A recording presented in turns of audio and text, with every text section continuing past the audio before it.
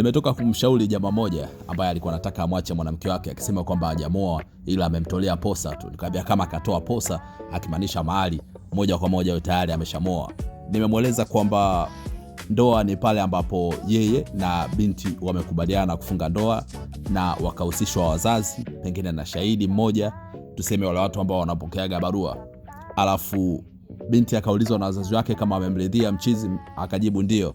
Pale ndoa tayari, hasa ukishapeleka ile mali. Na mali imekusudiwa kuwa zawadi kwa wazazi kwa kumlea binti ambaye anaenda kumzalia watoto, au wengine wanasema mali imekusudiwa kuwa posho ya kuazima tumbo la bibie kwa ajili ya kuzalia watoto wa mwanaume. Tunaelewa kwamba watoto ni upande wa mume, si ndio? So nimetoka kumweleza mshikaji ya mambo, nakutana na post ya Prophet Nicholas Suguye, yani @prophet_Nicholas_Suguye, akielezea hili swala kwamba ndoa ni pale tu binti na kijana mwenzio wanapokubaliana kisha wakahusisha wazazi.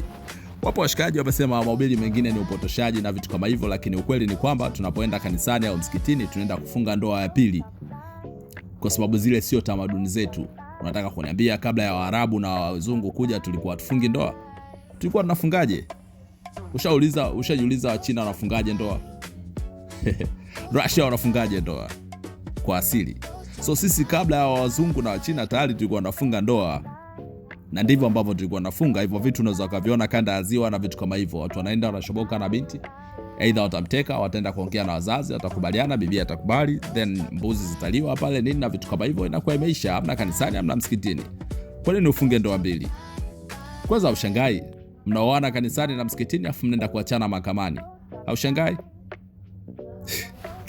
Nazingua.